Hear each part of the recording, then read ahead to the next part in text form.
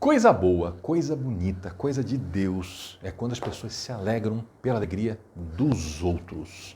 Olá, eu sou o Carlos e aqui nós estudamos a Bíblia. Seja bem-vindo. Pegue sua Bíblia, abra lá no Evangelho de Lucas, capítulo 1, verso 57. Vamos continuar este longo capítulo cheio de conteúdo, cheio de história boa para a gente, cheio de palavras do Senhor para nossas vidas, né? Lucas, o evangelista, nos contou essa história belíssima, fez uma pesquisa bem feita, passou muito tempo estudando para poder escrever essa história. Nos conta o que mais ninguém contou, né? Porque foi ele que fez essa pesquisa e aí trouxe lá o que aconteceu mesmo antes de nascer Jesus, mesmo antes de nascer João Batista, que nasceu antes de Jesus. Então, Lucas dá um panorama mais completo. E aí chegou o tempo de Isabel ter a luz, né? E ela teve o filho. E aí os vizinhos e parentes ouviram falar da grande misericórdia que o Senhor lhe havia demonstrado e se alegraram com ela. Todo mundo entendeu que era a misericórdia de Deus. E se alegraram com ela. Isso é bom, isso é bonito. Então, no 8º dia, foram circuncidar o menino. Isso é lei para o povo de Israel. Tá? Essa lei não é para a igreja, essa lei é para Israel. E aqui eu tenho que fazer sempre aquela observação que eu faço quando eu falo de lei, tá? Cuidado. Não vá lá pegar o Antigo Testamento, ler a lei e achar que é para você. Lei é para Israel. Se você tem dúvidas, o Novo Testamento fala muito bem sobre isso em diversos pontos, mas minha sugestão, vá direto na carta de Paulo aos Gálatas e ele explica assim, ó, no ponto, que não é e por que não é a lei para a igreja. A lei é para Israel. Então não vá você enchendo sua cabeça aí de coisas lá porque você lê no Antigo Testamento sem entender, né, e achando, eu tenho que fazer isso aqui, eu tenho que fazer circuncisão, eu não posso cortar barba, eu não posso comer camarão, eu não posso comer carne de porco. Calma lá, aquilo lá é lei. Lei para Israel. E a lei dizia que no 8º dia, para continuar, para preservar a aliança de Israel com Deus, o menino tinha que ter a pele do seu prepúcio cortada fora num ato ritualístico. E aí, então, isso era a circuncisão. Foram lá os vizinhos e aí os vizinhos resolveram dar nome para a criança. Que legal, né? Imagina você ter um filho e seus vizinhos resolvem dar o nome do seu filho. Vamos chamar ele de Zacarias, que é o nome do pai, né? Mas a mãe tomou a palavra e falou, não, é João. A gente não sabe se o menino já tinha nome nesse ponto. A gente sabe que no 8º dia os vizinhos resolveram colocar um nome na criança. Talvez a criança já tivesse nome, né, entre os pais, não sabemos. Mas enfim, não é assim um costume entre os judeus de dar nome para a criança só na circuncisão. Não é. Mais interessante é que os vizinhos resolveram colocar o nome da criança, né? E aí os vizinhos ainda quiseram argumentar. Eu acho isso muito interessante, né? Cada coisa que a Bíblia ensina para a gente, esse tipo de pessoa sempre existiu. A criança tinha pai e mãe. Os vizinhos não só escolheram um nome, como eles insistiram e argumentaram. Mas você não tem nenhum parente com esse nome. Não interessa, ela é a mãe da criança, o pai da criança está ali, não é vizinho que vai dar o nome para a criança. E aí fizeram sinais para o pai do menino, né? Como é que ele queria que a criança se chamasse? Aqui eu não sei, e a gente não sabe, né? Se Zacarias tinha ficado surdo-mudo, por que fizeram sinais? Ele era mudo. Né? Se ele não era surdo, era só falar, né? Zacarias. Mas fizeram sinais. A gente não sabe se foi o caso, né? Ficou surdo-mudo, ou se ele... as pessoas aqui entenderam errado, porque normalmente mudo também era surdo, né? A gente não sabe muito bem. E ele pediu uma tabuinha para escrever. Era costume, muita gente tinha em casa, era um pedacinho de madeira, uma tabuinha lisa, que tinha cera por cima. E às vezes para fazer uma escrita rápida, um recado, alguma coisa, se escrevia ali em cima, depois era só alisar a cera de novo, né? Então ele pediu uma tabuinha e escreveu. João. O nome dele é João. Imediatamente, a boca dele abriu, a língua se soltou e ele começou a falar louvando a Deus. Legal é isso, né? A primeira coisa que o homem fala não é qualquer outra coisa a não ser louvar a Deus. Ele ficou 9 meses mudo. No dia que Deus solta a língua dele, faz assim, Zacarias, soltou, fala. O que Zacarias fala? Louvores a Deus. É o que está na boca do homem, é o que ele sai soltando, é louvores a Deus. Por isso que eu acho, o que eu já comentei anteriormente, é opinião minha, que Deus não puniu Zacarias, deixando ele mudo. Porque Zacarias já era um homem aprovado diante de Deus. A Bíblia fala isso, Lucas escreveu isso. Ele duvidou. Deus deixou ele mudo pela palavra de Gabriel, Eu acredito que aquilo foi um reforço de fé. Porque para um homem justo e temente a Deus, receber aquele sinal no próprio corpo, ficar mudo, era uma memória diária, ao longo de 9 meses, do que Deus estava fazendo. E chegou uma hora que ele viu o barrigão da mulher dele. Aí ele entendeu. Imagina, ele recebeu a promessa, duvidou, aí recebeu o sinal de ficar mudo até que se cumprisse. Aí a mulher engravida. Ele vê a gravidez, vê o barrigão crescendo, acompanha toda a gravidez, mudo, com aquele sinal nele mesmo. Um homem temente a Deus. O que esse homem faz o tempo todo? Ele está orando, está agradecendo a Deus, está feliz. E aí chega um dia que ele pega uma tabuinha e escreve: seu nome é João, e a língua solta. O que esse homem faz imediatamente? Louva a Deus. É isso que esse homem faz. Ele abre a boca e começa a louvar a Deus. E todos os vizinhos ficaram cheios de temor. E por toda a região montanhosa da Judéia se falava sobre essas coisas. Porque a Judéia tem a região mais alta, montanhosa, né? Tem a região um pouco mais baixa. E o assunto na região montanhosa era isso. Era a dona Isabel e o seu Zacarias. Né? Um dia o seu Zacarias foi para Jerusalém, voltou mudo. Logo depois, dona Isabel apareceu grávida, uma velhinha de barrigão, né? E aí nasceu um bebê, os vizinhos queriam botar o nome do bebê de Zacarias, ela não deixou, aí o seu Zacarias escreveu na tabuinha, o nome dele é João, e começou a falar. No que ele começou a falar, ele saiu louvando a Deus. Começou a soltar louvores. E aí as pessoas se perguntavam, aí é pergunta inteligente, né? O pessoal viu tudo isso, olhavam para o bebê e pensavam assim: o que esse menino vai ser? Porque isso tudo não é à toa, isso é a mão de Deus. E a mão do Senhor estava com ele. E nesse momento ali que Zacarias volta a falar, ele foi cheio do Espírito Santo. Lembra que eu já ensinei? O Espírito Santo não era dado assim como é dado hoje para a igreja.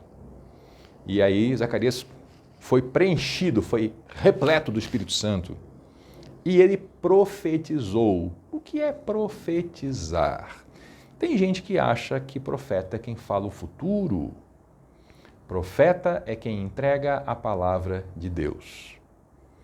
No Antigo Testamento, os profetas normalmente entregavam o quê? Exortações, o bom e velho dedo na ferida, apontando que o povo estava em pecado para o povo se arrepender.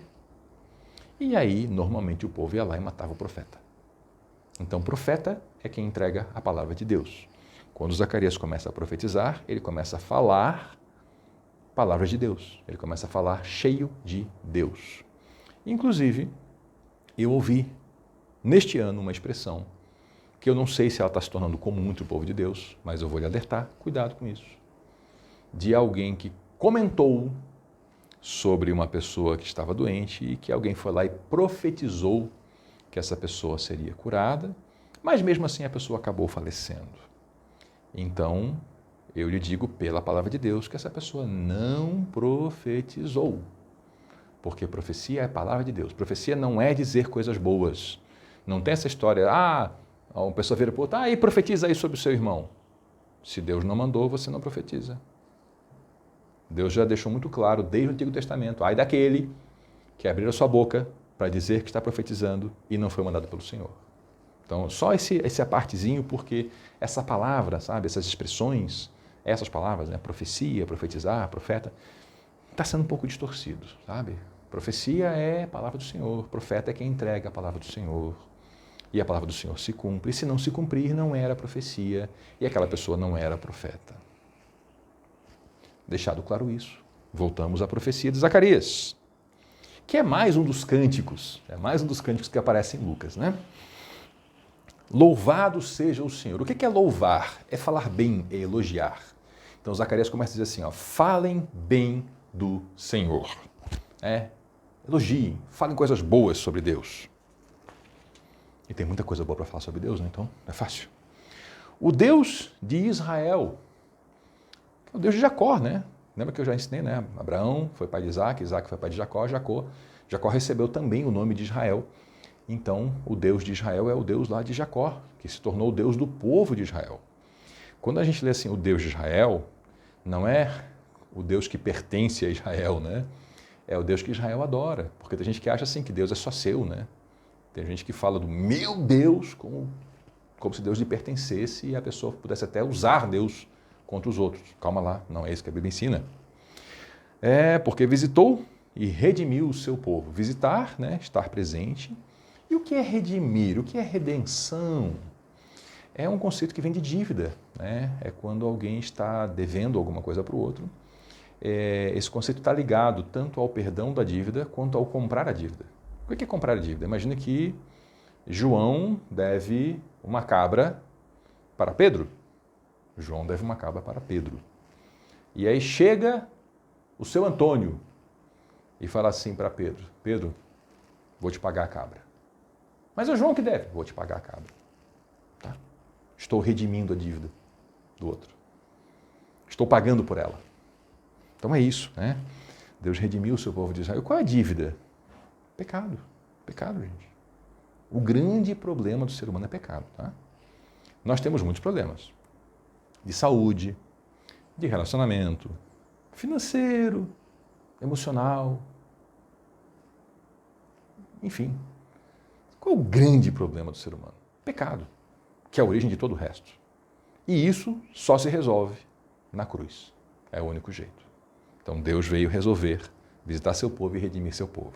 Lembre que é Zacarias aqui profetizando, tá? Zacarias, pai de João Batista, que será o profeta que vai antes de Jesus Cristo.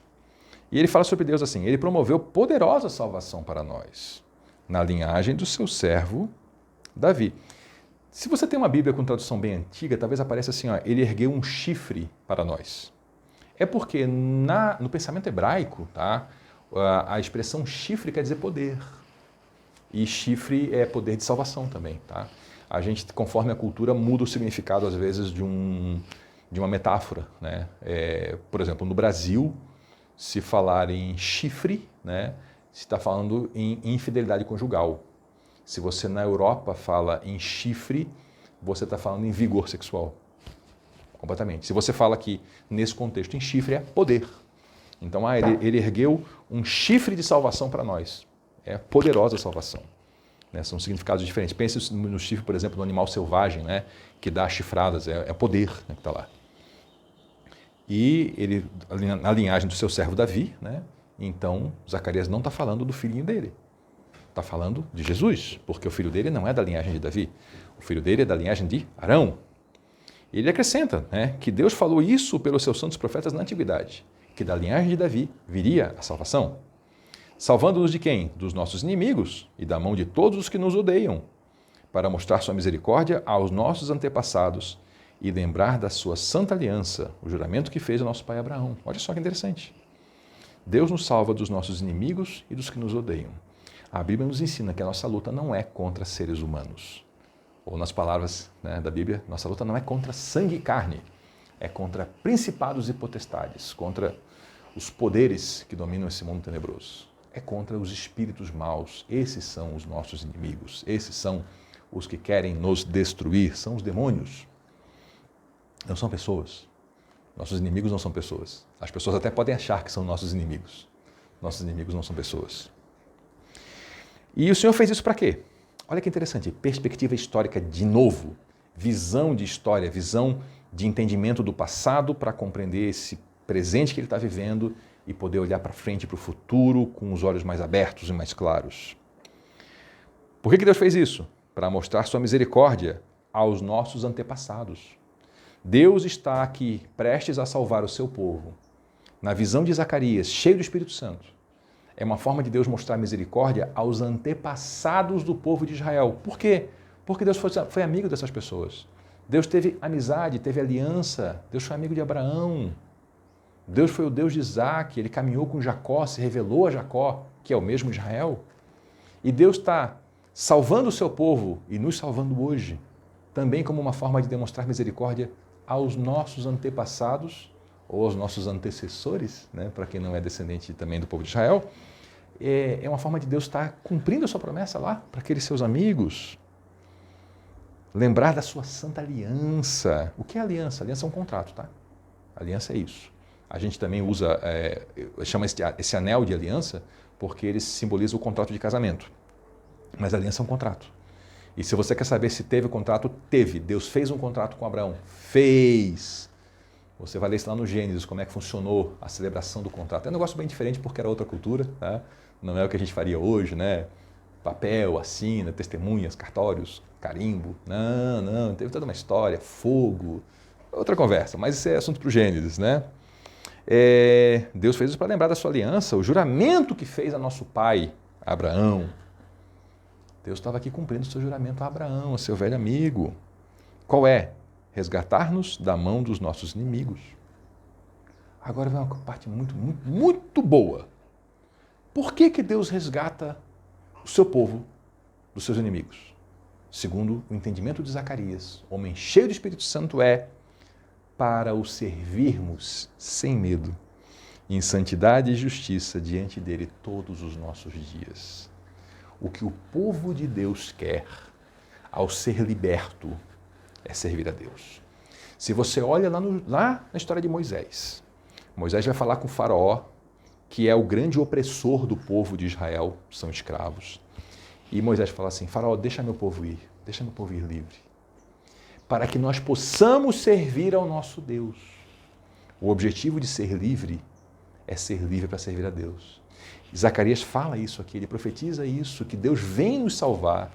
Ele está cumprindo promessas aos antepassados, a Abraão, inclusive, nos livrando dos nossos inimigos para que a gente possa servir a Deus, para que nós possamos servir a Deus sem medo do inimigo, sem medo da opressão, sem medo do ataque, sem medo da retaliação, sem medo do ódio, sem medo, em santidade, em justiça, fazendo o que é certo, diante dele todos os nossos dias. É para isso que a gente quer ser livre, para servir a Deus. E aí ele olha para o menino João, para o seu filhinho, e fala assim, e você, menino, será chamado profeta do Altíssimo. Acabei de explicar o que é profeta, né? O Altíssimo, pois irá adiante do Senhor.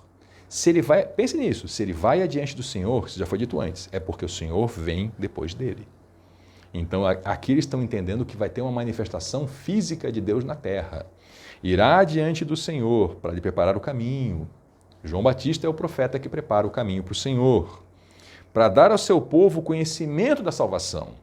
João Batista vai antes de Jesus para dar ao povo conhecimento da salvação, mediante o perdão dos seus pecados. Como é que se dá a salvação? Perdão dos seus pecados.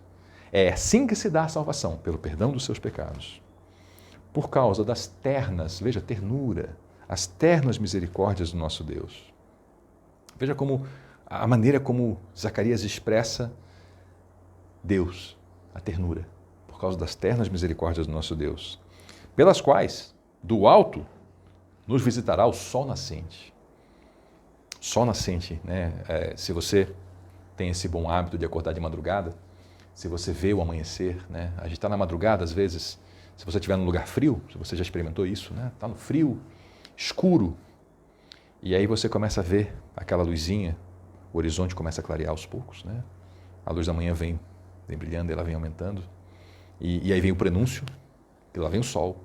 E quando vem o sol, a gente não consegue mais olhar. A gente estava olhando antes para o céu claro, não consegue mais olhar. É muito brilho, é muita luz. Fere os olhos. Não olhe.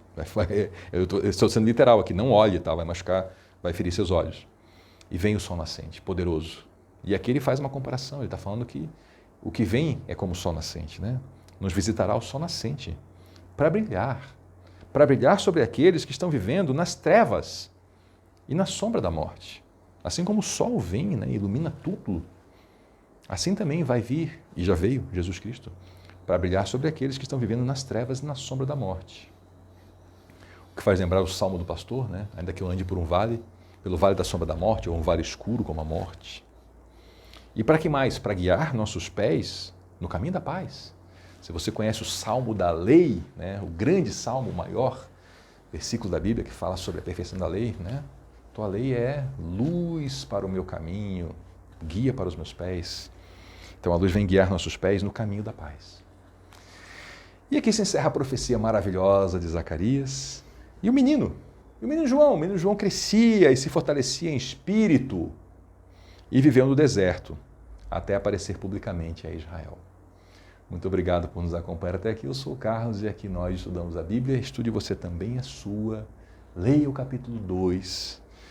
Se você nos acompanhou por esse capítulo 1, esse longo capítulo, que coisa boa. Vamos juntos nessa jornada, conhecer a palavra de Deus, a palavra que transforma nossas vidas. Até a próxima.